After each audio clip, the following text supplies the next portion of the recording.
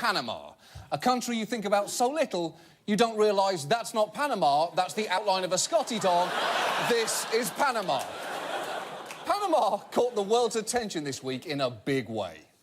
We turn now to the banking bombshell causing shockwaves around the world, the so-called Panama Papers. It's one of the biggest data leaks in history, 11.5 million documents, blowing the lid off some of the world's most powerful people and their offshore billions. This is absolutely huge because the lid on billionaires' offshore accounts is similar to the lid on a yoghurt that's been in the fridge for 3 years. If that lid comes off, stand back, you're about to see some nasty shit.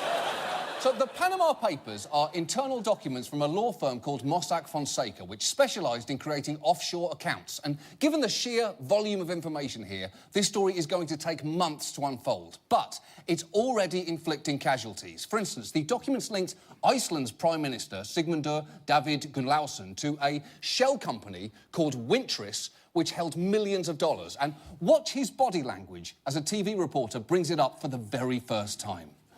Mr. Prime Minister, what can you tell me about a company called Wintris? Well,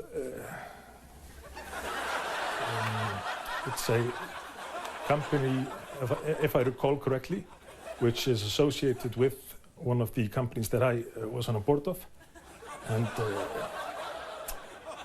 it was had an account, which, as I mentioned, has been with the tax on the tax account since it was established.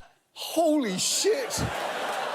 That is like watching a slow-motion car crash, or, as they say in Iceland, a slow-motion car crash. Come on, guys, they have cars in Iceland. It's a modern Nordic island nation, and their English is excellent.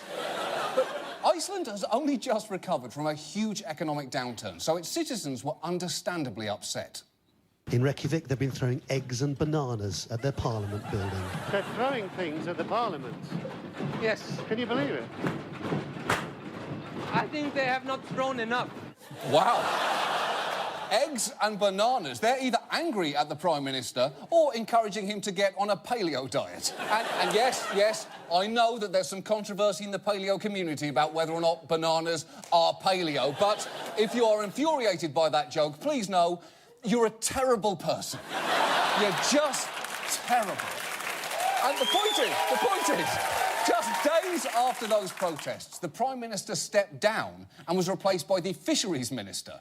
Because it seems in Iceland, the line of succession goes Prime Minister, the guy in charge of the fish, the Secretary of licorice-flavoured schnapps, a litany of elves that live in assorted boulders, and finally, anybody in a wool sweater who's feeling political. And if you're thinking, come on, how could he leave out Bjork? I didn't. She was one of the elves. Pay attention. Pay attention.